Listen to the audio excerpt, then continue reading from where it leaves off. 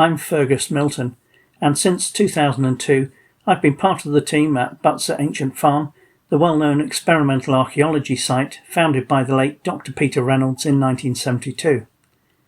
I specialise in demonstrating and teaching prehistoric metalworking techniques, but I've also organised the growing of ancient wheats and other crops in the demonstration crop area here. Seeing the ancient wheats growing started me considering how suitable the straw of these varieties would be for thatching, and that in turn inspired the experiment I'll be describing that will start shortly. And for this experiment, Butser will be working in collaboration with Exeter University, who run a successful master's course in experimental archaeology. Butser have constructed numerous buildings since the farm was established, the majority of which are Iron Age type roundhouses, which are typically built with a thatched roof. During the lifetime of our buildings, we may need to rethatch a roof or replace both the roof structure and thatch. This experiment is designed to investigate the comparative effectiveness of different roofing materials that would have been available in the prehistoric period to help improve the authenticity of our constructions. Though a roof consists of an underlying structure with roof covering material fastened to it, our focus will only be on the covering materials, not the structure. Though Iron Age roundhouses have been the dominant building type constructed at the farm, Butser also now has other constructions representing periods from the Stone Age to the Saxon. These constructions range from simple Mesolithic shelters through small Neolithic houses and our large new Neolithic longhouse to a Roman villa and 3 Saxon buildings. Roof materials that we've used on these buildings include animal skins, wooden shakes and stone tiles, as well as the thatch previously mentioned. Though we have much experience in constructing these buildings, our record keeping hasn't always been as detailed as it could have been, and that's something else we hope to improve as a side benefit of this experiment. And it's also worth pointing out that each of our constructions is unique, so each new building provides opportunities for us to learn and experiment. This experiment is about evaluating different roofing materials to identify those that will produce a successful roof. But what makes a roof successful? I think there are really 2 main answers to that. Firstly, the roof should keep out the weather, and in doing so protect the occupants, building structure and contents. And secondly, to be successful, a roof must be durable and last a reasonable time before needing repair or replacement. Most roofs involve a large investment of labour and materials, so durability is very important. But at Butser we have the additional consideration of marrying up authenticity and practicality. We strive to show our visitors the highest standards of authenticity in our buildings, but we also face the practicalities of running a site with many visitors whose ticket income is vital to supporting our work. The roofs must be successful to protect both our buildings and the visitor experience, so any experimentation must bear this in mind. We also operate with a small staff and volunteer base as well, so for some building projects we must hire paid craftspeople to assist, especially with roofing projects that require much labour. That may lead to the use of more modern thatching styles and also the use of commercial thatch of a higher quality than was available to the prehistoric people. So, to be more authentic with our roofs, could we use the straw of ancient wheat varieties like einkorn, emmer and spelt for thatching? Possibly, but one issue is that these old varieties are very variable, especially in the height they grow to. Modern wheats, by contrast, have been bred to grow to very consistent heights to allow for mechanised harvesting.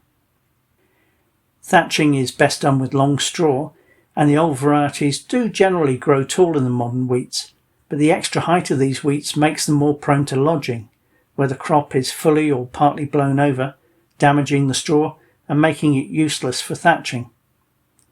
Another issue is that emmer wheat forms a seed head that weighs down the top of the stalk, producing an inverted J shape to the stalk, making it harder to harvest and less easy to thatch with. And these ancient wheats would need manual harvesting and threshing to separate the grain for eating or replanting, followed by manual grading of the straw into bundles of consistent length for use in thatching. So there are challenges to overcome with the old varieties of wheat, and of course many other potential roof materials that may be worth evaluating. But what are the factors that influence the performance of a roof? Firstly, of course, the materials that form the roof covering. From informal discussions, we've identified an initial list of materials to consider for evaluation, and they are all ones that would have been available to the people of the prehistoric period. Secondly, the underlying structure of the roof is a key component, but as mentioned previously, outside the scope of this experiment. The next most important factor is the angle or pitch of the roof. The roof angle will affect not just how the roof performs, but also the construction cost of the roof in terms of materials and labour. A flat roof will require fewer materials, but shed rain and snow less well, whilst a steep roof will shed efficiently but use more materials. And this ties in with the final influence, the local climate where the experiment takes place. In the case of Butser, our local climate is classed as warm and temperate, with average annual rainfall of around 770 millimetres and occasional winter snows with a depth rarely exceeding 25 millimetres. Roofs we construct at the farm must take account of these factors. So what is the best way to evaluate different roofing materials to see how they perform? We believe the answer is to build and use a test rig. A test rig is a simple framework onto which we can apply different roofing materials for testing more easily than by roofing a complete building. Quite deliberately, it would be built out of modern materials such as kiln-dried, plain, square-edged timber. Whilst building the test rig out of green or newly cut wood might seem a more authentic choice, the variability of such materials for the rig would actually make it harder to evaluate the roofing materials themselves. And to illustrate that point, this slide shows the inside of the roof of our Morley Gurdey roundhouse, and even in selecting the straightest ash wood we could find, there remains significant variation in the rafters of the roof structure.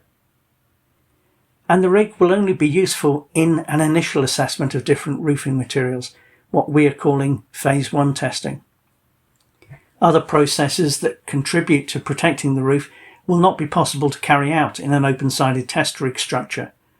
An example of this is the use of fires in our houses, which has the beneficial side effect of killing insects in the thatch, leading to reduced damage to the roofs from birds looking for insects to eat. To ensure maximum flexibility of the test rig, there are a few design aims that we have in mind. We will incorporate a method to adjust the angle of the roof structure part of the test rig.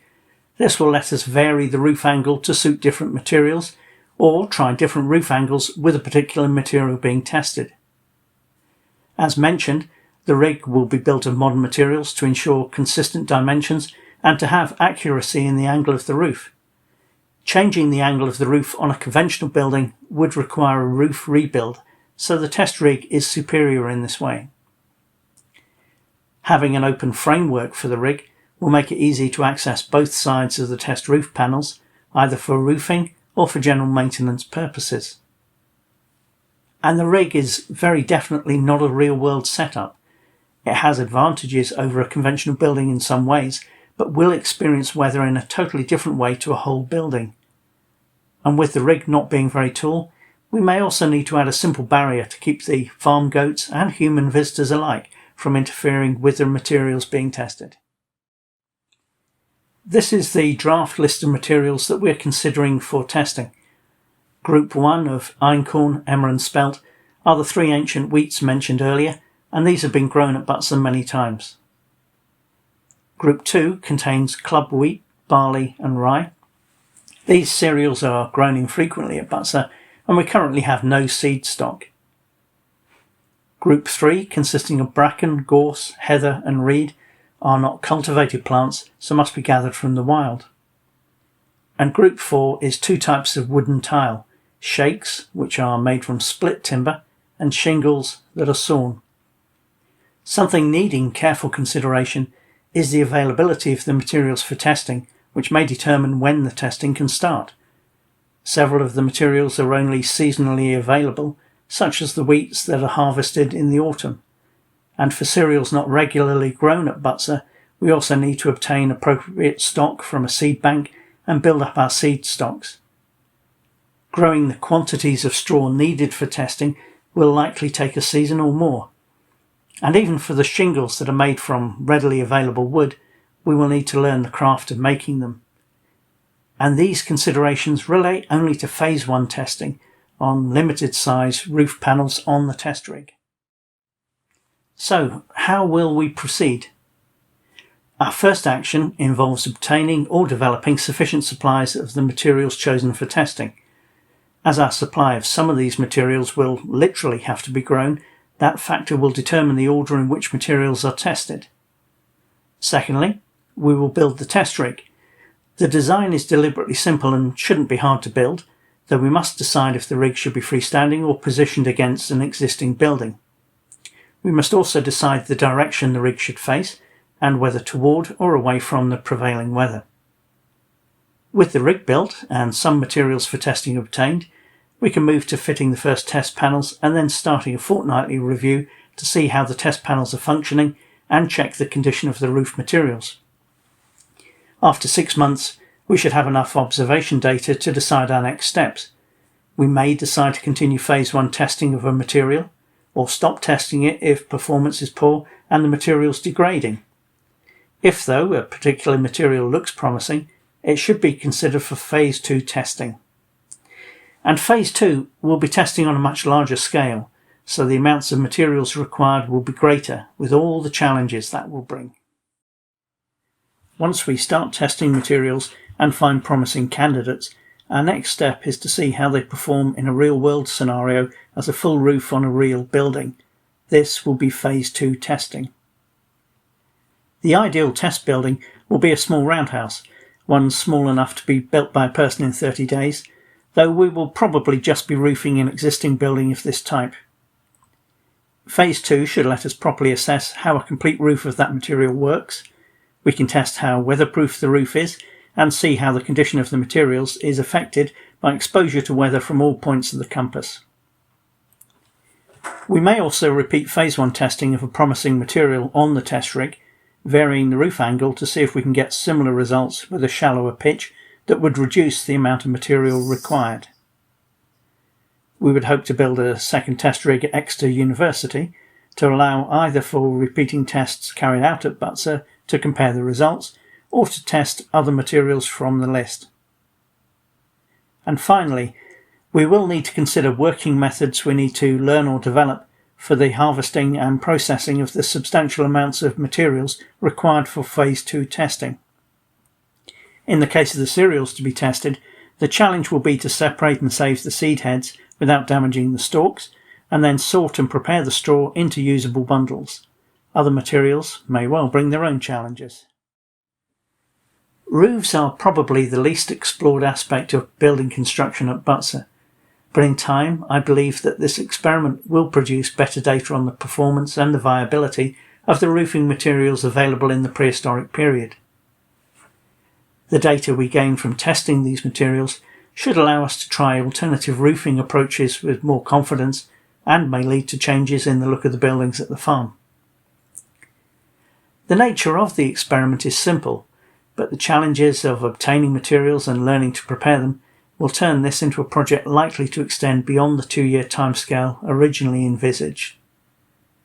The project may also highlight the common problem faced by many archaeological open-air museums with sourcing unusual and scarce materials, and this may encourage us to find ways to cooperate to alleviate this situation.